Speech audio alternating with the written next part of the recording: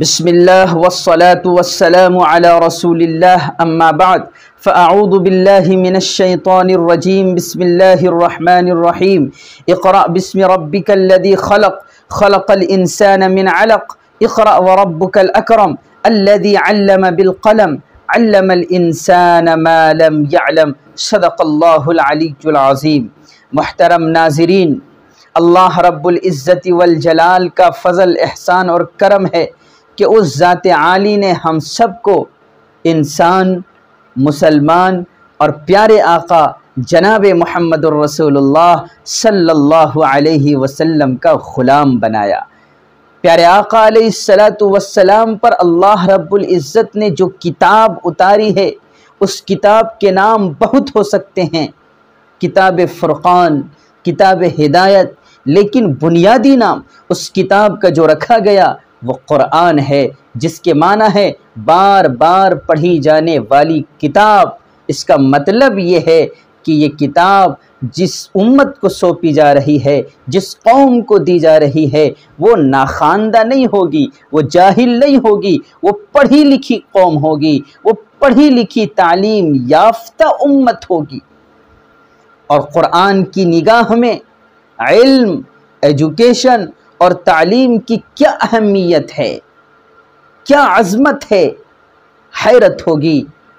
قرآن کریم کے اندر علم کی ترغیب، لا علمی کی مذمت اور اللہ رب العالمین کے صفت علم کے پس منظر میں کم و بیش 785 مرتبہ علم کا ذکر آیا ہے، 19 مرتبہ قرأت، جس کے معنی پڑھنے کے آتے ہیں، 19 مرتبہ قرأت کا تذکرہ آیا ہے، اور 4 مقامات پر قلم کا ذکر آیا ہے، جو پڑھنے اور پڑھانے، تعلیم اور تعلم کا مضبوط ذریعہ ہے۔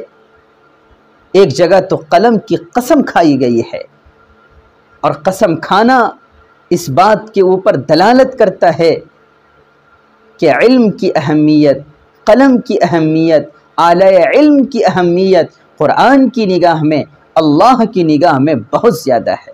ایک سورہ کا نام ہی مستقل طور پر قلم کے نام پر رکھ دیا گیا۔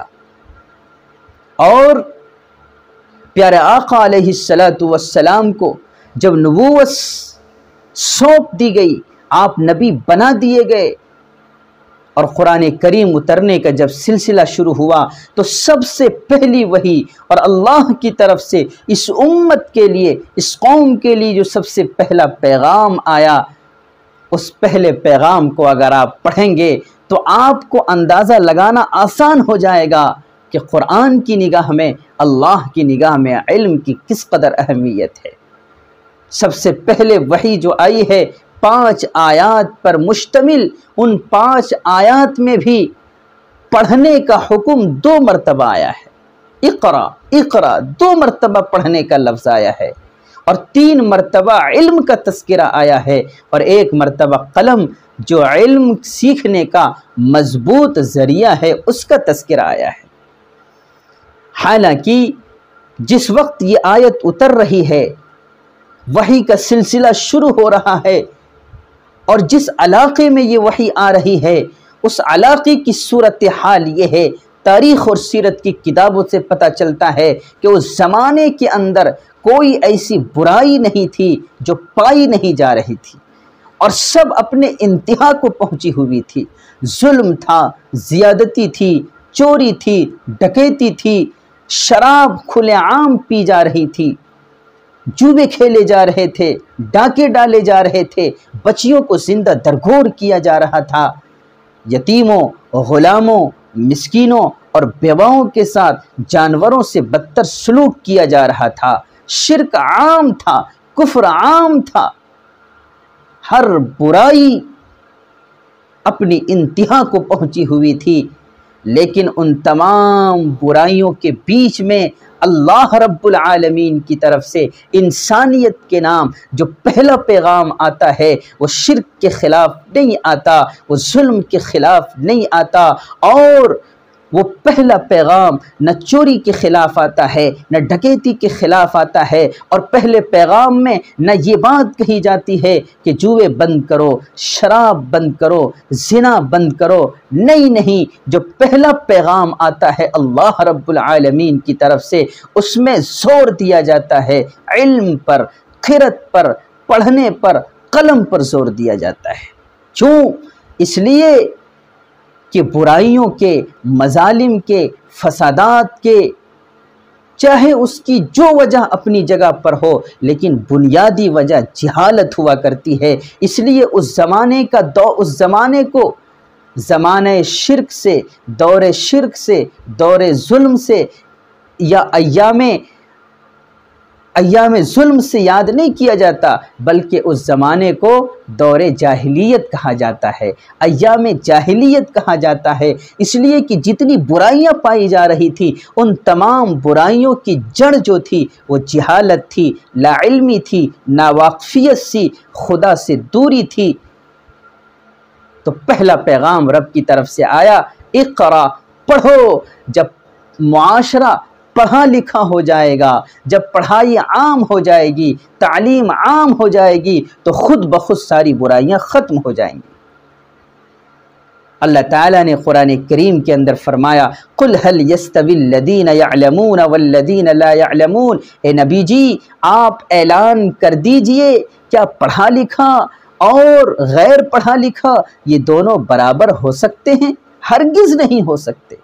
آسمان اور زمین کا فرق ہے۔ جس طرح اندھیرا اور اجالا ایک نہیں ہو سکتا، روشنی اور تاریکی ایک نہیں ہو سکتی، دن اور رات ایک نہیں ہو سکتے، اسی طریقے سے ایک پڑھا لکھا اور ایک وہ شخص جو پڑھا لکھا نہ ہو، دونوں برابر نہیں ہو سکتے۔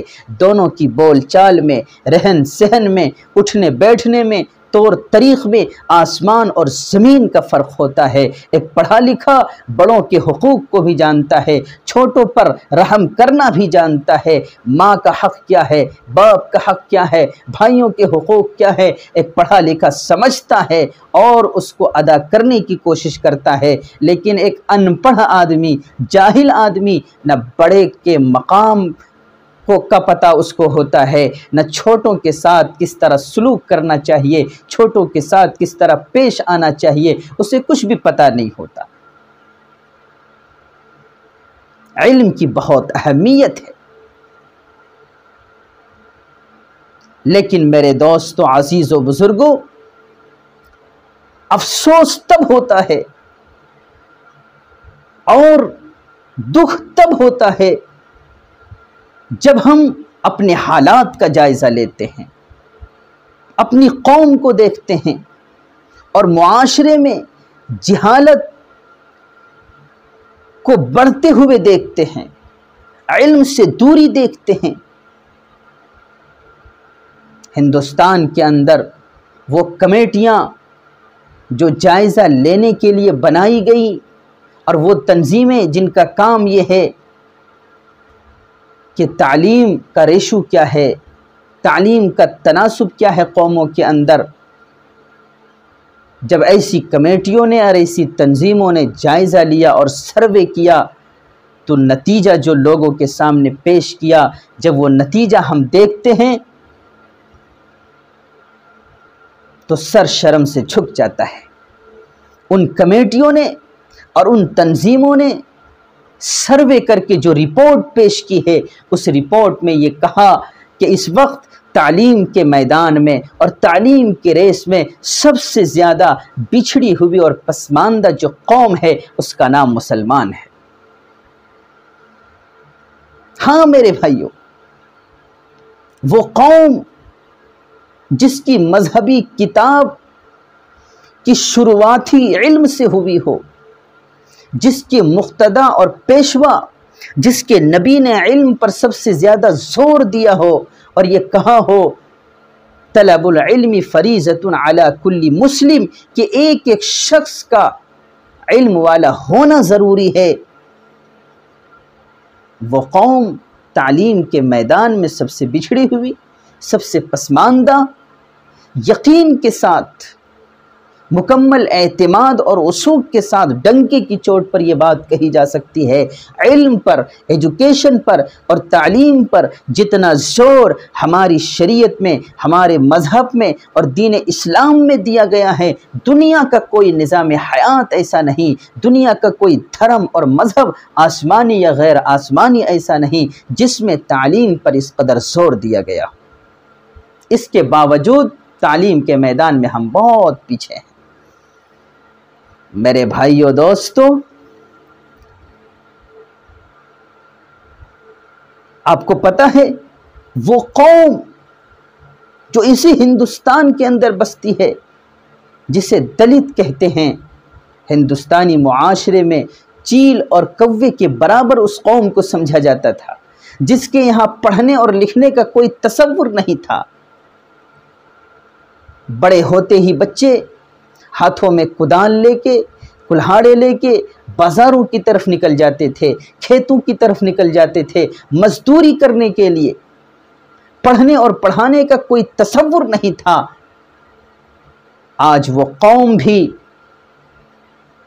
اسکول کی دنیا کو آباد کرتی نظر آ رہی ہے، تعلیم کے میدان میں آگے بڑھتی نظر آ رہی ہے۔ چھوٹے چھوٹے بچے کلہاڑی اور کدال کی جگہ پہ ان کے کندھے پہ بیگ ہوتے ہیں جس میں کتابوں کے بوجھ بھرے ہوتے ہیں۔ سب تعلیم کے میدان میں آگے بڑھ رہے ہیں۔ ایک مسلمان قوم ہے جو تعلیم کے میدان میں مسلسل پیچھے کی طرف اور تنزلی کی طرف اور پستی کی طرف بڑھتی جا رہی ہے۔ یاد رکھیے، کوئی بھی قوم ترقی اس وقت تک نہیں کر سکتی جب تک کہ اس کے اندر تعلیم نہ آ جائے۔ تعلیم یافتہ ہوئے بغیر کوئی قوم ترقی نہ کی ہے نہ کر سکتی ہے۔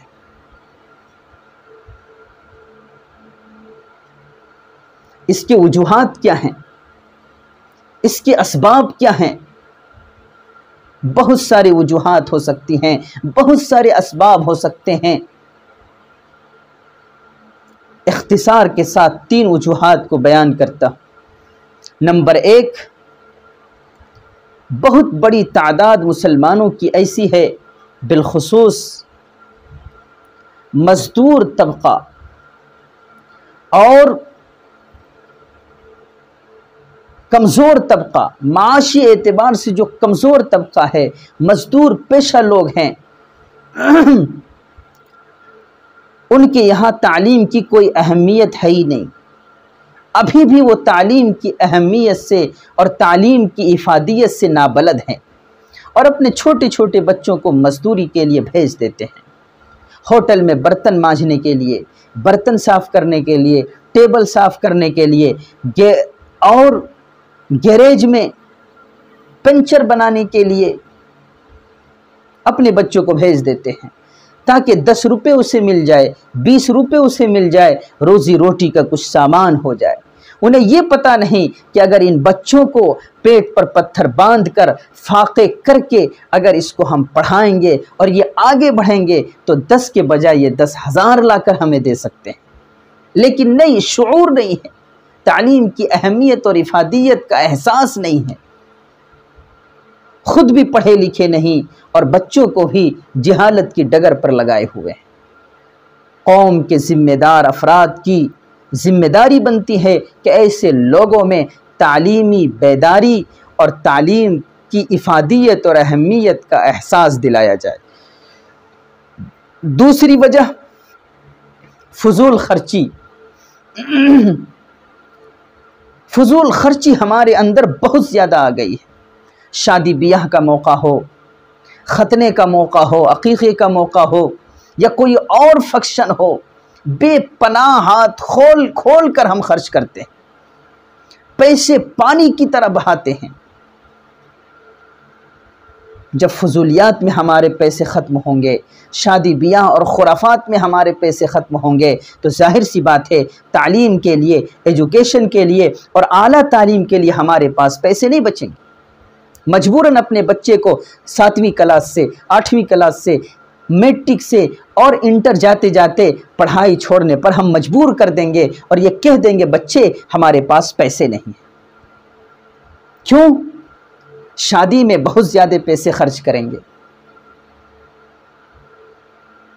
موت کے وقت میں جو رسومات ہم کرتے ہیں ان میں پیسے خوب خرچ کریں گے، اور ان موقعوں میں اگر پیسے کم پڑتے ہیں تو زمین بیچتے ہوئے بھی نہیں کتراتے، سودی قرض لیتے ہوئے بھی نہیں کتراتے۔ افسوس کے ساتھ کہنا پڑتا ہے ایسے بہت کم لوگ ہماری قوم کے اندر ملیں گے جو تعلیم کے نام پر اپنی زمین بیچتے ہوں۔ ہاں، شادی کے نام پر، خرافات کے نام پر زمین بیچتے ہوئے آپ کو بہت مل جائیں گے۔ فضول خرچی بہت زیادہ ہے۔ تیسری وجہ تعلیم کی کمی کی، اور ہماری قوم میں تعلیمی تناسب جو گھٹتا جا رہا ہے، تیسری وجہ یہ ہے طلبہ اور طالبات کے اولیاء، ذمہ داران، گھر کے بڑے اپنے بچوں کی طرف سے غافل ہیں۔ بچہ اسکول جا رہا ہے یا نہیں جا رہا ہے، مدرسہ جا رہا ہے یا نہیں جا رہا ہے، کوئی فکر نہیں۔ جب چاہا بچہ چلا گیا، جب چاہا راستے میں اٹک گیا، جب چاہا گھر میں سویا رہ گیا، گھر میں کھیلتا رہ گیا، گلی کوچوں میں بیٹھا رہ گیا۔ گارجین کو فکر نہیں ہے کہ پابندی کے ساتھ اپنے بچے کو اسکول بھیجے، اپنے بچے کو مدرسہ بھیجے، اور مسلسل اس کے اساتذہ سے تحقیق کرتے رہے کہ بچہ آگے بڑھ رہا ہے کہ نہیں بڑھ رہا ہے، ایک سال پہلے سبق کہاں تھا، ایک سال کے بعد اس کا سبق کہاں تک پہنچا۔ تحقیق کرے، جستجو کرے، نگرانی رکھے۔ یہ چیز ہمارے اولیاء کے اندر اور ذمہ داروں کے اندر، گھر کے بڑوں کے اندر نہیں ہے۔ اسکول سے، مدرسے سے جو ذمہ داری بچے کو دی جا رہی ہے، ہوم ورک دیا جا رہا ہے، اسے پورا کر رہا ہے کہ نہیں کر رہا ہے، گھر کے لوگ اس کی نگرانی نہیں کرتے۔ بچہ کن لوگوں کے ساتھ جا رہا ہے، کن لوگوں کے ساتھ اٹھنا بیٹھنا ہو رہا ہے، کہاں یہ وقت گزار رہا ہے، کن لوگوں کے ساتھ کھیل رہا ہے، کہیں غلط صحبت تو اختیار نہیں کر گیا، اس سلسلے میں بھی گھر کے ذمہ دار غافل ہیں۔ بچہ جب بڑا ہو جاتا ہے اور عادت بگڑ جاتی ہے، اس وقت ماں باپ فکر مند ہوتے ہیں اور سر پانی سے اوپر جا چکا ہوتا ہے، تیر کمان سے نکل چکا ہوتا ہے۔ تو پہلی وجہ تعلیم کے سلسلے میں لاشعوری تعلیم کی اہمیت اور افادیت کی جانکاری کا نہ ہونا۔ نمبر 2 اسراف اور فضول خرچی۔ نمبر 3 اولیاء کا اور ذمہ داران کا اور ماں باپ کا اپنے بچوں کی نگرانی کے سلسلے میں غافل رہنا۔ یہ 3 بنیادی وجوہات ہیں جن کی وجہ سے ہمارا معاشرہ اور ہماری قوم تعلیم کے میدان میں مسلسل پیچھے کی طرف چلتی چلی جا رہی ہے۔ ایک بات اور بتا دوں، غیروں کی بستیوں میں آپ چلے جاؤ، وہاں آپ کو راشن کی دکان تو مل جائیں گے، ضرورت کی چیزیں آپ کو وہاں مل جائیں گی، چائے کے ہوٹل بہت کم ملیں گے، پکوڑے سموسے کے ہوٹل آپ کو بہت کم ملیں گے، لیکن مسلمان بستیوں میں آپ چلے جاؤ تو ایک نہیں دسیوں کی تعداد میں آپ کو چائے کے ہوٹل ملیں گے، پکوڑی اور پکوڑے کی دکانیں ملیں گی، پراٹھے اور کباب کی دکانیں ملیں گی، اور جس کے پاس مال ہے یا مال نہیں ہے، ہوٹل میں بیٹھ کر وقت گزاری ہو رہی ہے، مغرب سے لے کر 10 بجے رات تک چوک اور چوراہوں میں بیٹھیں گے، ہوٹلوں میں بیٹھیں گے، اور پھر وقت کو بھی ضائع کریں گے، پیسے کو بھی برباد کریں گے۔ اللہ نے اگر پیسہ دیا تو فکر اس کی طرف نہیں ہوتی کہ گاؤں کے اندر، بستی کے اندر، مسلم علاقوں میں کوئی اسکول کھولا جائے، کوئی شاندار ادارہ کھولا جائے، بچیوں کی تعلیم کے لیے، باپردہ تعلیم کے لیے کوئی ادارہ بنایا جائے، نہیں، اس کی طرف فکر نہیں ہوتی۔ ہوٹل کھولے گا، مکان اونچے اونچے بنائے گا، زمینیں خریدے گا، شادی بیاہ میں فضول خرچیاں کرے گا۔ جب ہمارا حال یہ ہو جائے گا تو تعلیم کے میدان میں ہم آگے کیسے بڑھ سکتے ہیں؟ یہ تو دنیا کی تعلیم کے سلسلے میں ہماری غفلت ہے، اور دین کی تعلیم کی طرف اگر ہم جائیں تو اس میں غفلت تو اور زیادہ ہے، بہت زیادہ غفلت ہے۔ اکثر لوگوں کو قرآن پڑھنا نہیں آتا، اور جن کو قرآن پڑھنا آتا ہے وہ قرآن کی تلاوت نہیں کرتے، جن کو جو تلاوت کرتے ہیں وہ قرآن کو سمجھنے کی کوشش نہیں کرتے۔ بہت سارے لوگوں کو اسلام کا جو بنیادی کلمہ ہے وہ کلمہ یاد نہیں ہے۔ یہ حال ہے۔ میں آپ کو ایک واقعہ بتاؤں، اس سے معاشرے میں جہالت اور دین سے دوری کس درجے کی ہے اس کا کچھ اندازہ ہوگا۔ اپنے کمرے میں بیٹھا ہوا تھا، عصر سے کچھ پہلے ایک نوجوان 15 سے 20 سال کے درمیان کا ہوگا، وہ آتا ہے اور کہتا ہے کہ آج میرے یہاں پروگرام ہے، آپ کو چلنا ہے۔ میں نے کہا پروگرام کب ہے؟ تو اس نوجوان نے کہا فجر کے بعد ہے، فجر کے بعد ہے۔ ہنسی بھی آئی، افسوس بھی ہوا۔ میں نے کہا فجر کے بعد کب نماز ہوتی ہے فجر کی؟ تو کہا 8 بجے۔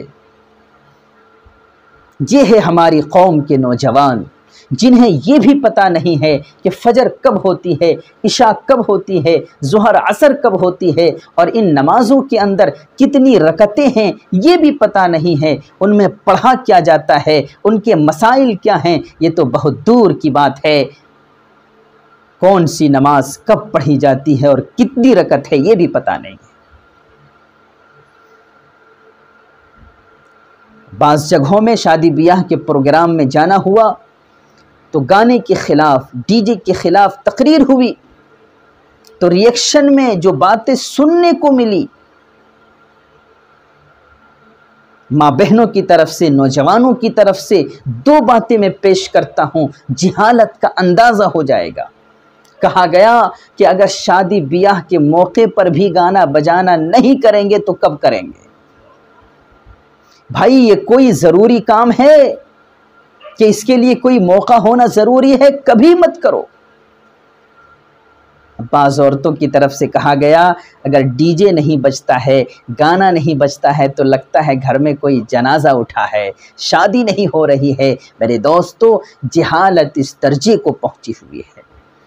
ایک طرف ہمارے پیشوا نے تعلیم پر اتنا زور دیا کہ طلب العلم فریضۃ علی کل مسلم، 100% تعلیم ہونے کو ضروری قرار دیا کہ ایک ایک مسلمان کے اوپر تعلیم حاصل کرنا فرض ہے، یعنی معاشرے میں 100% تعلیم ہو، کوئی بھی قوم کا ایک فرد بھی جاہل نہ رہنے پائے۔ اور قرآن کریم میں جگہ جگہ تعلیم پر زور دیا گیا ہے، ہماری مذہبی کتاب میں، ہماری شریعت میں ہمارے پیشوا نے تعلیم پر اتنا زور دیا۔ دوسری طرف ہمارا حال یہ ہے کہ دنیا کی تعلیم میں سب سے بچھڑی ہوئی قوم تعلیم کے میدان میں مسلمان قوم ہے، اور دینی تعلیم کے سلسلے میں غفلت کا حال یہ ہے کہ کلمہ اور دین کی بنیادی باتوں تک ہمیں معلوم نہیں۔ میرے دوستو، عزیز و بزرگوں، اگر تعلیم کے مشن کو تحریک کے طور پر شروع نہیں کیا گیا اور یہ عزم نہیں کیا گیا کہ ہر گھر کے اندر تعلیم کو زندہ کر کے دم لیں گے، ہر گھر کے اندر تعلیم کا چراغ روشن کریں گے، ہر شخص کو تعلیم یافتہ بنائیں گے، چاہے پیٹ پر پتھر باندھنے پڑے، روکھا سوکھا کھانا پڑے، کچے مکان میں رہنا پڑے، پھٹا پرانا پہننا پڑے، لیکن یہ عزم کرنا ہوگا کہ قوم کو جاہل نہیں رہنے دیں گے، بچوں کو ضرور پڑھائیں گے، بھوک برداشت کریں گے، فاقے برداشت کریں گے، لیکن بچوں کو جاہل رکھنا یہ پسند ہرگز نہیں کریں گے۔ قوم کے ایک ایک فرد جب تک یہ عزم نہیں لیں گے تب تک میرے دوستو جہالت دور نہیں ہوگی اور ہم تعلیم کے میدان میں آگے نہیں بڑھ پائیں گے، اور جب تک تعلیم کے اندر آگے نہیں بڑھیں گے ہمارے ارد گرد جو مسائل کھڑے ہیں اور جن حالات کا سامنا ہم کر رہے ہیں، یاد رکھیے وہ حالات کبھی ختم نہیں ہو سکتے، بلکہ جس مقام پر ہم کھڑے ہیں اس سے بھی نچلے پائیدان اور اس سے بھی زیادہ زوال اور پستی میں ہم جانے کے لیے ہمیں تیار رہنا پڑے گا۔ اللہ رب العالمین ہمیں بھی آپ کو بھی صحیح سمجھنے کی توفیق عطا فرمائے۔ وآخر دعوانا ان الحمد للہ رب العالمین۔